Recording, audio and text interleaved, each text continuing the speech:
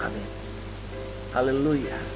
Saudara, kita percaya apapun yang hari-hari ini kita hadapi, kita gak pernah berjuang sendiri. Kita tahu ada tangan yang kuat, invisible hand, tangan yang tidak terlihat, itu yang memegang hidup kita.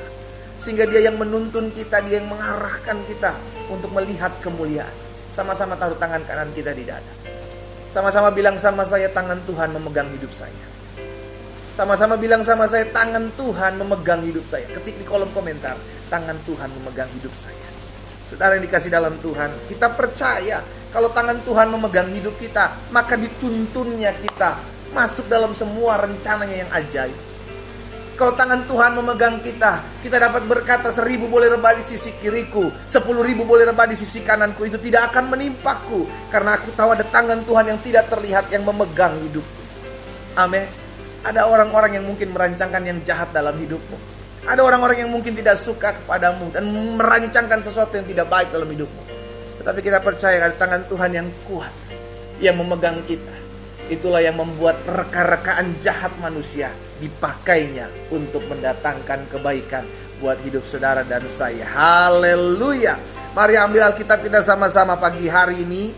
Saudara dikasih dalam Tuhan, yes, tangan Tuhan memegang hidupku. Kita bersyukur kita punya Tuhan yang selalu ada dalam hidup kita. Immanuel, Allah yang menyertai kita selama-lamanya. Dia selalu ada buat saudara dan saya. Haleluya. Hari ini kita ada dalam Imamat pasal 21. Imamat pasal 21 ayat yang pertama sampai dengan ayat yang ke-6. Ambil Alkitab kita sama-sama. Imamat 21 ayat yang pertama sampai dengan ayat yang ke-6. Apa firman Tuhan katakan? Tuhan berfirman kepada Musa. Jadi perikop ini bicara tentang kudusnya seorang imam, ya kan? Baik kudusnya hidup, kudusnya umat Tuhan. Sekarang masuk dalam bahasan kudusnya seorang imam, ya. Kita lihat sama-sama. Tuhan berfirman kepada Musa, berbicaralah kepada para imam, anak-anak Harun, dan katakanlah kepada mereka, seorang imam janganlah menajiskan diri dengan orang mati di antara orang-orang sebangsa. Jangan menajiskan diri. Berarti pribadi kitalah yang mengambil keputusan untuk menajiskan diri kita.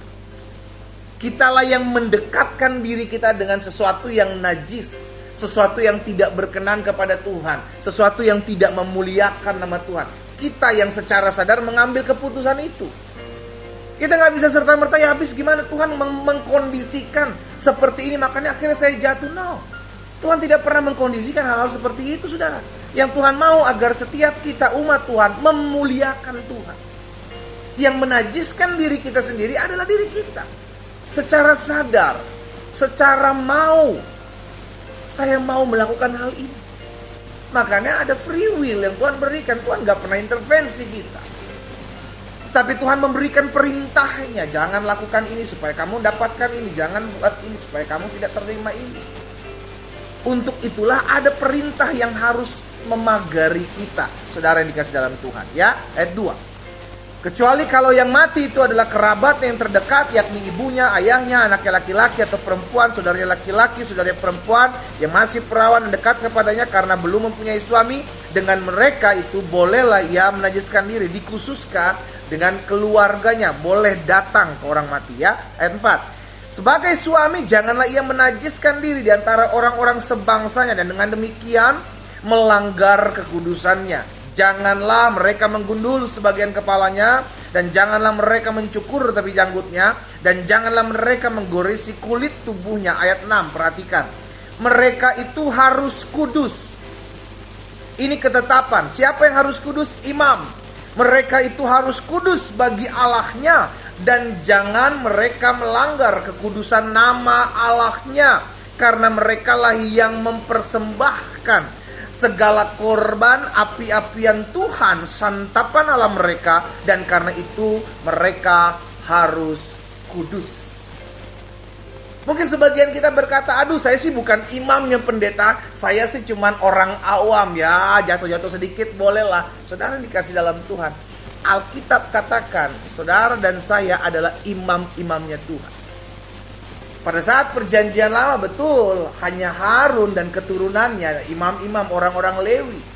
Tetapi masuk dalam perjanjian baru, saudara dikasih dalam Tuhan, Yesus sebagai imam besar ini, haleluya, melayakkan saudara dan saya untuk mendekat. Apa sih? Siapa itu seorang imam? Seorang imam adalah yang membawa atau menjadi penyambung antara manusia dengan Allah. Yang makanya di ayat 6 dikatakan, karena merekalah, imamlah yang mempersembahkan segala korban api-apian Tuhan, santapan Allah mereka, karena itu haruslah mereka kudus. Jadi imam adalah seorang yang dikhususkan Tuhan untuk menjadi perantara antara Allah dengan umat. Di tengah-tengah itu imam. Dan kita bersyukur, kita dilayakkan untuk mendekat kepada Tuhan, sehingga kita dijadikannya, dilayakkannya, dibenarkannya untuk menjadi perpanjangan tangan Tuhan. Coba lihat perkataan ini saudara, dalam 2 Korintus 5 ayat yang ke-18 sampai 20. Jadi jangan bilang, oh saya mah orang awam, saya mah bukan imam. Ya bisalah hidup-hidup tidak kudus, ya bisalah jatuh-jatuh sedikit. Saudara dikasih dalam Tuhan, kita lihat siapa kita di pemandangan mata Tuhan. Ini penting ya. 2 Korintus 5 ayat 18 sampai dengan ayat 20. Dan semuanya ini dari Allah, yang dengan perantaraan Kristus telah mendamaikan kita dengan dirinya, dan yang telah mempercayakan pelayanan pendamaian itu kepada kami. Kita diperdamaikan dengan Allah oleh kematian Kristus di atas kayu salib. Setelah itu kita dipercayakan, sama-sama taruh tangan kanan kita di dada. Sama-sama bilang sama saya dipercayakan Tuhan. Dipercayakan apa? Untuk menjadi pelayan pendamaian. Pelayan pendamaian posisinya di mana? Menjadi perantara antara manusia dengan Tuhan, mengingatkan, menjadi saksi, membawa berkat buat umat Tuhan. Itulah tugas seorang imam. Imam-imamnya Tuhan Yesus yang telah melayakkan kita untuk menjadi teman sekerjanya. Haleluya. Lihat selanjutnya ayat 19. Sebab Allah mendamaikan dunia dengan dirinya oleh Kristus, dengan tidak memperhitungkan pelanggaran mereka. Perhatikan selanjutnya, Ia telah mempercayakan berita pendamaian itu kepada kami. Jadi ayat 20, kami ini adalah utusan-utusan Kristus. Kami ini adalah utusan-utusan Kristus. Seakan-akan Allah menasihati kamu dengan perantaraan kami. Tugas imam. Jadi ketika kita menerima Yesus sebagai Tuhan dan Juru Selamat, saudara adalah imam-imamnya Allah, yang menjadi pelayan-pelayan pendamaian, yang menghubungkan antara manusia dengan Tuhan, untuk datang kepada Tuhan, untuk membawa pesan bahwa ada pengampunan dosa dalam Yesus. Itu tugas saya. Ketik di kolom komentar, itu tugas saya. Ayo. Siapapun saudara, apapun latar belakang saudara, apapun kerjaan saudara, engkau adalah imam-imamnya Tuhan, menjadi perantara antara manusia dengan Tuhan. Ketik di kolom komentar, itu tugas saya. Sehingga tidak ada lagi yang bilang, saya kan orang awam pendeta, ya bisalah sekali-sekali saya jatuh. Ya gak apa-apa lah saya sedikit-sedikit berzina, yang penting nanti ibadah minggu minta ampun lagi. Hey, engkau imam-imamnya Allah. Engkau harus menjaga kekudusan. Kenapa? Karena engkau sudah ditahirkan oleh kuasa darah anak domba Allah. Lihat selanjutnya dalam 1 Petrus 2 ayat yang kelima. 1 Petrus 2 ayat yang kelima bilang begini saudara. Dan biarlah kamu dipergunakan. Sama-sama bilang sama saya dipergunakan. Dan biarlah kamu dipergunakan sebagai batu hidup untuk pembangunan suatu rumah rohani bagi suatu imamat kudus, untuk mempersembahkan persembahan rohani yang karena Yesus Kristus berkenan kepada Allah. Jadi saudara dan saya adalah imamat ya Allah. imamat kudusnya Tuhan yang menjadi persembahan. Untuk apa? Untuk kemuliaan Tuhan. Lihat selanjutnya dalam ayat yang ke-9 dan 10 dari masih 1 Petrus pasalnya yang kedua. Ayat 9 dan ayat yang ke-10, perhatikan saudara. Tetapi kamulah bangsa yang terpilih, imamat yang rajani, bangsa yang kudus, umat kepunyaan Allah sendiri, supaya kamu memberitakan. Sama, dipercayakan. Tadi Rasul Paulus katakan, Petrus pun juga mengatakan demikian. Dipercayakan, ini memberitakan perbuatan-perbuatan yang besar dari Dia yang telah memanggil saudara dan saya keluar dari kegelapan kepada terangnya yang ajaib. Kan kita percaya nih, kita sudah tidak tinggal dalam kegelapan. Kita telah dipanggil dari kegelapan masuk dalam terangnya yang ajaib oleh pengorbanan Kristus di atas kayu salib. Kita sudah hidup di dalam terang. Karena itu kita menjadi umat kepunyaan Allah. Kita menjadi imamat yang kudus, bangsa yang kudus, imamat yang rajani, umat kepunyaan Allah. Itu saudara dan saya. Jadi jangan bilang, ya saya masih siapa pendeta. Ya selama engkau sudah menerima Yesus sebagai Tuhan dan Juru Selamat, engkau mesti kudu wajib hidup memuliakan Tuhan. Karena hidup kita bukan milik kita lagi. Kita sudah dibeli. Ya, coba lihat dalam Wahyu 5. Lanjut dulu ayat 10-nya dari 1 Petrus 2 ayat 10. Kamu yang dahulu bukan umat Allah, tetapi yang sekarang telah menjadi umat. Nah, lihat, disinilah terlihat penebusan. Kita yang menerima Kristus sebagai Tuhan dan Juru Selamat, saat itu engkau diangkat untuk menjadi imamnya Tuhan. Karena engkau sudah bisa mendekat. Itulah perantara. Tugas saya. Itu ingat saudara ya. Jadi dimanapun saudara ditempatkan Tuhan, engkau seorang pebisnis, engkau seorang ibu rumah tangga, engkau seorang guru, apapun pekerjaanmu, ingat, itulah mimbarmu. Itulah tugasmu, itulah wadah di mana Tuhan mempercayakan saudara dan saya untuk menjadi wakilnya Allah, menyampaikan kabar baik. Dimanapun. Sehingga tidak hanya terkukung di gereja, pelayananmu bisa di tempat engkau bekerja, engkau memuliakan Tuhan, engkau membawa jiwa kepada Tuhan. Makanya Alkitab katakan apapun juga yang kamu kerjakan, kerjakanlah seperti untuk Tuhan. Dimanapun, kapanpun, engkau adalah imam-imamnya Tuhan. Wahyu 5 ayat 9 dan 10. Wahyu 5 ayat 9 dan 10 bilang begini. Dan mereka menyanyikan suatu nyanyian baru. Siapa mereka? Kita lihat selanjutnya. Yang mereka nyanyikan adalah, engkau layak menerima gulungan kitab itu dan membuka materai-materainya, karena engkau telah disembelih bagi dengan darahmu. Engkau telah membeli mereka bagi Allah dari tiap-tiap suku dan bahasa dan kaum dan bangsa. Dan engkau telah membuat mereka menjadi suatu kerajaan dan menjadi imam-imam bagi Allah kita, dan mereka akan memerintah sebagai raja di bumi. Haleluya. Siapa itu? Saudara dan saya. Engkau telah dibeli dengan darah anak domba Allah, dan engkau dibuat Allah menjadi suatu kerajaan, yaitu kerajaan Allah, dan menjadi imam-imam bagi Allah. Jadi pastikan diri kita, sadari siapa kita. Engkau bukan manusia biasa. Engkau bukan orang-orang biasa. Ketika Kristus tinggal dalam hidupmu, maka engkau diangkatnya menjadi imam-imamnya Allah. Nah, sebagai imam-imam Allah, sebagai perpanjangan tangan Tuhan yang Tuhan titipkan di muka bumi ini, maka yang pertama engkau mesti ingat, jangan pernah hidup sembarangan. Sama-sama taruh tangan kanan kita di dada, sama-sama bilang sama saya gak boleh hidup sembarangan. Kita gak boleh hidup suka-suka kita. Kita bilang, wah suka-suka saya dong pendeta, ini kan hidup-hidup saya, ya suka-suka saya dong. Saya mau buat ini, saya mau buat itu, saya mau lakukan ini, saya mau lakukan. Gak bisa. Saudara dikasih dalam Tuhan, saudara mesti ingat, hidup yang kita miliki ini bukan milik kita lagi. Ketika kita menerima Yesus sebagai Tuhan dan Juru Selamat, saat itu hidupmu sudah dibeli dengan darah yang mahal. Coba lihat dalam 1 Korintus pasal 6 ayat yang ke-20. 1 Korintus pasal 6 ayat 20. Sebab kamu, apa dibilang saudara? Telah dibeli. Iya kan? Kamu, saudara dan saya sudah dibeli. Dengan apa kita dibeli? Kita dibeli dengan darah yang mahal.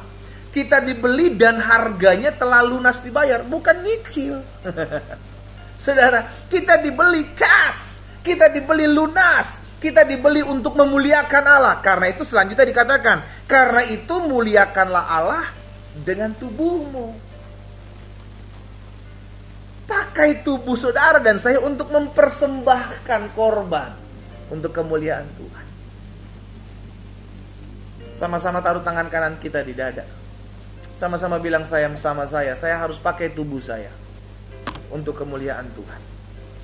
Sama-sama bilang sama saya harus pakai tubuh saya untuk kemuliaan Tuhan. Dimanapun saudara berada pagi hari ini, engkau yang sudah mendengarkan firman Tuhan, yang pertama yang kau mesti ingat, engkau adalah imam-imamnya Tuhan. Engkau bukan orang awam, engkau bukan orang-orang biasa. Engkau sudah menerima Yesus, maka hidupmu sudah dipandang Allah sebagai imam-imamnya Allah. Dan kau harus hidup tidak lagi jauh dari Dia. Engkau tidak boleh hidup lagi sembarangan sesuka-sukanya mu. Gak bisa, hidupmu bukan punya engkau lagi. Hidupmu sudah dibeli, menjadi milik kepunyaan Tuhan yang dipakai Tuhan. Ya, ingat dan sadari hal itu. Sebagai imam-imam Allah, sebagai perpanjangan tangan Tuhan, maka yang pertama jangan hidup sembarangan. Yang kedua, jadilah contoh, jadilah berkat, jadilah perpanjangan tangan Tuhan.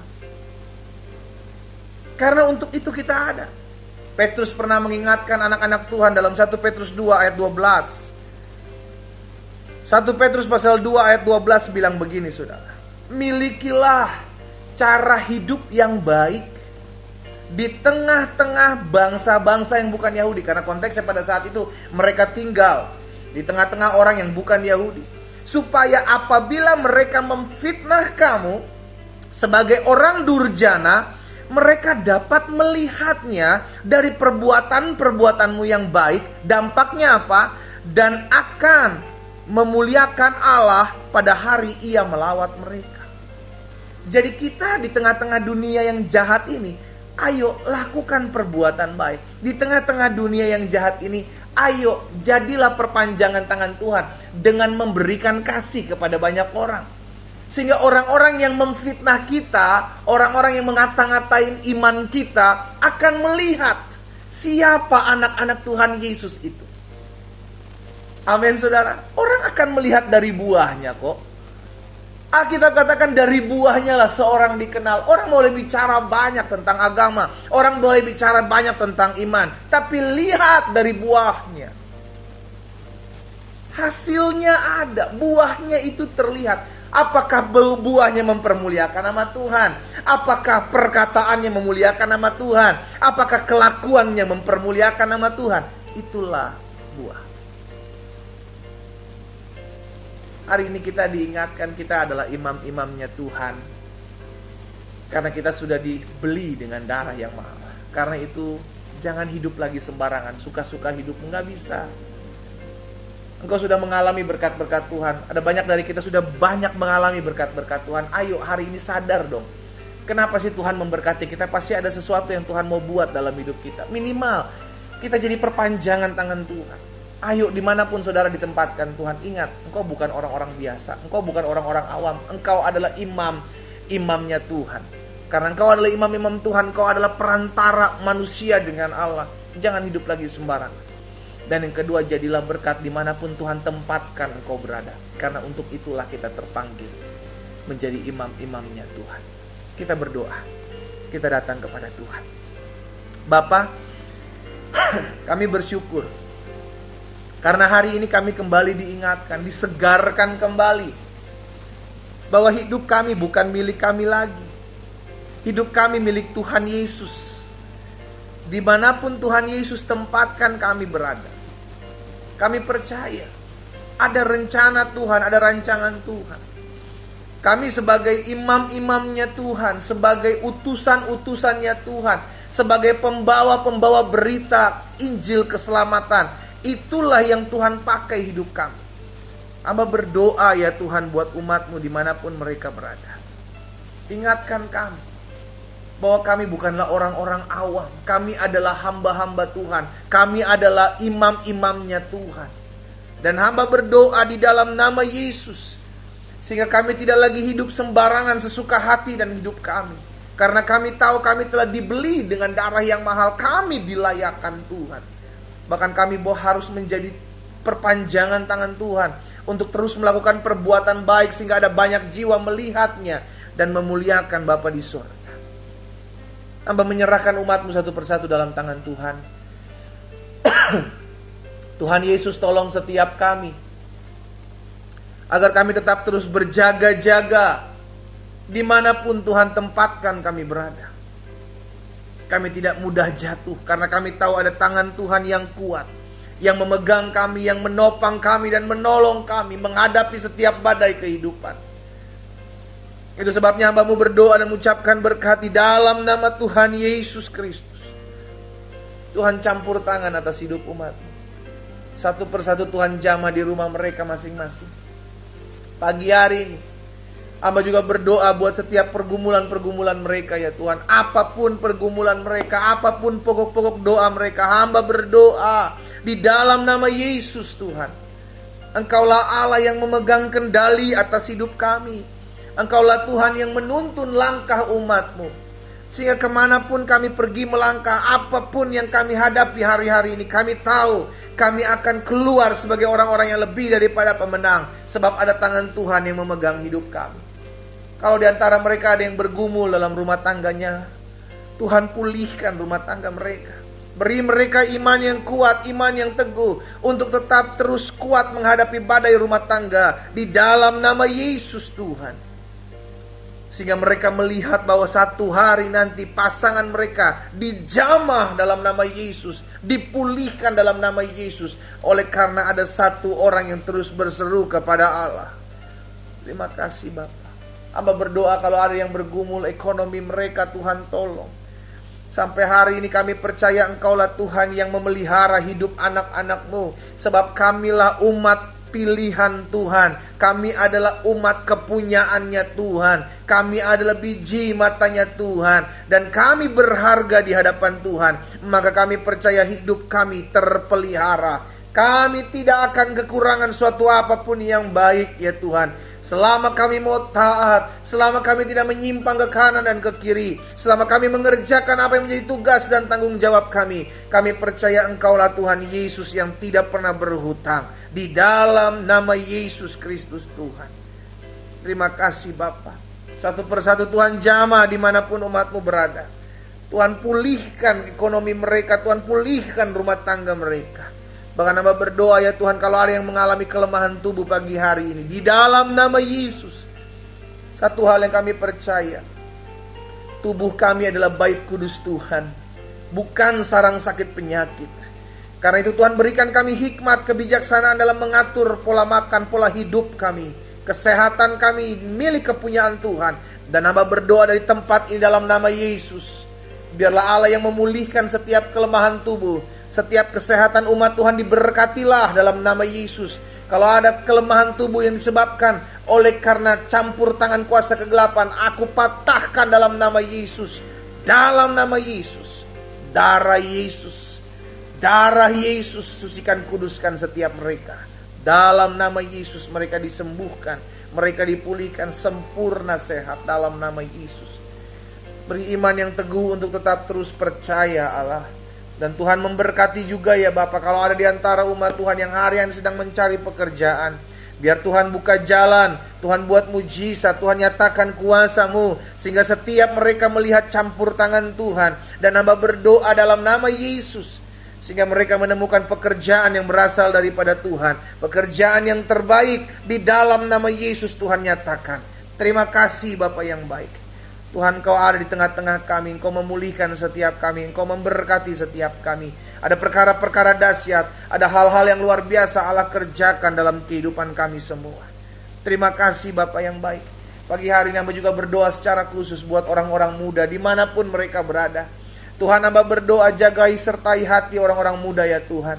Beri mereka hati yang mengasihi Tuhan Yesus.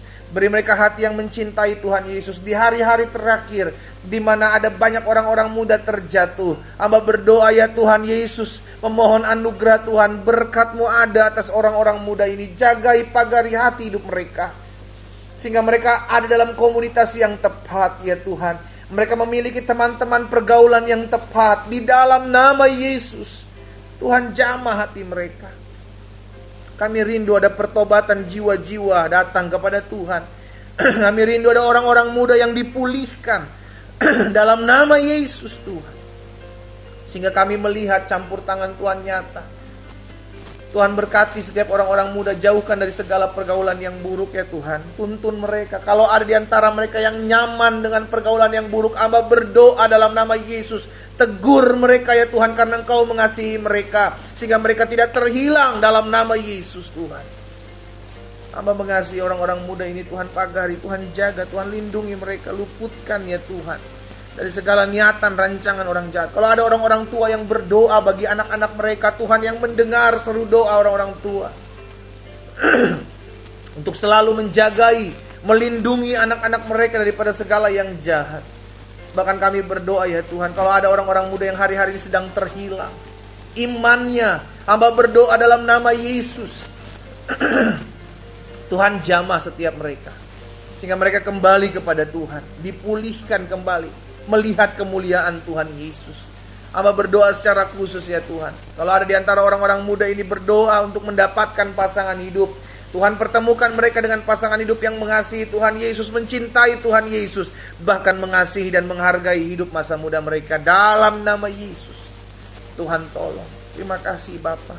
Hamba mengasihi orang-orang muda ini, Tuhan jaga, beri mereka hati yang takut akan Tuhan, beri mereka hati yang tunduk dan dengar-dengaran akan Tuhan di dalam nama Yesus. Terima kasih Bapa. Hamba berdoa menyerahkan ke dalam tangan Tuhan yang kuat pagi hari ini. Kalau ada jiwa-jiwa yang bergabung dalam doa pagi, mungkin mereka bergabung melalui Facebook, Instagram, TikTok, ataupun Zoom.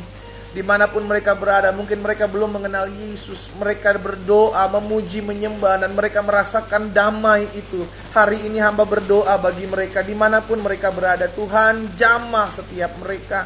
Izinkan Kau memperkenalkan kasih-Mu bagi mereka ya Tuhan, sehingga dimanapun mereka berada ya Bapa, sehingga mereka melihat kemuliaan Tuhan. Dan hamba berdoa melepaskan roh pengenalan terhadap Yesus Kristus sebagai Tuhan dan Juru Selamat di dalam nama Yesus, sehingga mereka mengenal Allah yang benar. Terima kasih Bapa yang baik. Kami menyerahkan Tuhan hidup kami sepanjang hari ini ke dalam tangan Tuhan. Secara khusus kami berdoa buat kota di mana kami tinggal, kota di mana kami hidup, diberkatilah oleh Tuhan. Kota kami aman, kota kami damai, kota kami diberkati dengan udara yang baik, udara yang segar dalam nama Yesus. Bahkan kami berdoa ya Tuhan, hasil-hasil bumi kota kami baik. Oh, kami juga berdoa buat kota-kota yang belum menerima hujan, Tuhan turunkan hujan. Buat kota-kota yang belum menerima hujan, di mana anak-anak Tuhan tinggal dan berseru kepada Tuhan. Dan kami bersyukur buat setiap kota-kota yang Tuhan sudah berkati dengan hujan. Biar kemurahan dan kasih karunia Tuhan tetap ada atas kota di mana kami tinggal. Memberkati juga ya Bapa yang baik bangsa kami Indonesia ya Tuhan. Selamatkan, Allah jagalah pagari, berkati bangsa kami, sehingga bangsa kami hidup memuliakan Tuhan. Bahkan kami berdoa pemimpin-pemimpin bangsa kami diberikan hikmat, tuntunan, takut akan Tuhan. Bahkan Tuhan nyatakan kuasa dan kemuliaan Tuhan atas mereka. Kami berdoa mulai dari presiden, wakil presiden diberkatilah oleh Tuhan. Seluruh jajaran menteri, panglima TNI, Kapolri beserta jajarannya diberkatilah oleh Tuhan. Bahkan para gubernur, para bupati, para wali kota, bahkan seluruh camat, lurah, RT RW atas bangsa kami diberkati dengan takut akan Tuhan. Ada dalam hati mereka, dan keadilan ada dalam hati dan hidup mereka, sebab hati mereka ada dalam tangan Tuhan. Hamba juga berdoa mengucapkan berkat dalam nama Yesus. Rencana pemilihan umum 2024 di bulan Februari tanggal 14, biarlah ada kemurahan Tuhan, berjalan dengan aman, berjalan dengan damai, kondusif dalam nama Yesus. Kami berdoa ya Tuhan, setiap siasat, niat, rancangan orang jahat, setiap gerakan-gerakan bawah tanah yang tidak memuliakan nama Tuhan, disingkapkan dan digagalkan dalam nama Yesus. Biarlah Tuhan campur tangan atas pemilihan umum 14 Februari nanti, berjalan dengan aman, damai, ada dalam berkat-berkat Tuhan. mereka yang bekerja KPU, KPUD, Bawaslu daerah, Tuhan tolong sehingga mereka bekerja dengan jujur dan adil, ada campur tangan Tuhan di dalamnya, dan kami percaya ada hal-hal baik terjadi atas bangsa kami. Terima kasih Tuhan Yesus, kami berdoa menyerahkan juga ke dalam tangan Tuhan bangsa Israel, umat pilihan Tuhan, diberkatilah dengan keamanan ya Tuhan. Bahkan Tuhan memberdamaikan mereka antara Israel dan Palestina. Tuhan tolong dalam nama Yesus, sehingga tidak ada lagi korban berjatuhan. Pemimpin-pemimpin kedua belah negara di dalam nama Tuhan Yesus, kami doakan biar ada belas kasihan Tuhan. Namun di sisi lain kami berdoa biar ada tuaian jiwa-jiwa dalam setiap hal yang terjadi hari-hari ini. Di dalam nama Tuhan Yesus Kristus kami berdoa Tuhan, Hamba menyerahkan umat-Mu satu persatu ke dalam tangan Tuhan. Tuhan jaga hati dan hidup kami, sehingga hidup kami tetap terus bergantung penuh kepada Tuhan, mengandalkan Tuhan, karena kami percaya dari Tuhan datang pertolongan kami. Berkat-Mu ada atas umat-Mu, diberkatilah sepanjang hari ini dengan segala apa yang mereka kerjakan. Di dalam nama Tuhan Yesus Kristus kami aminkan. Apa yang kami doakan sudah kami terima, sehingga tergenapi firman Tuhan dalam hidup kami. Apapun juga yang kamu doakan dan kamu minta, percayalah bahwa kamu telah menerimanya, maka hal itu akan diberikan kepadamu, sebab ada kuasa di dalam nama Tuhan Yesus. Terima kasih Bapa. Di dalam nama Yesus Kristus Tuhan, kami aminkan apa yang kami doakan dalam nama Yesus. Haleluya. Amin. Saudara yang dikasih dalam Tuhan, doa pagi online kita 30 Oktober 2023 selesai. Kita kembali ketemu besok pagi di hari terakhir di bulan Oktober, yakni 31 Oktober. Tetap terus andalkan Tuhan, karena Oktober boleh berlalu, kita siap menyambut November dengan kuasa dan berkat-berkat Tuhan yang menyertai kita. Haleluya. Doa saya menyertai kita semua. Jika engkau terberkati melalui program doa pagi online ini, ajak jiwa-jiwa untuk bergabung, sehingga banyak umat Tuhan memulai hari bersama-sama dengan Tuhan. Doa saya menyertai kita. Selamat pagi, selamat beraktivitas, dan Tuhan Yesus memberkati. Shalom, shalom.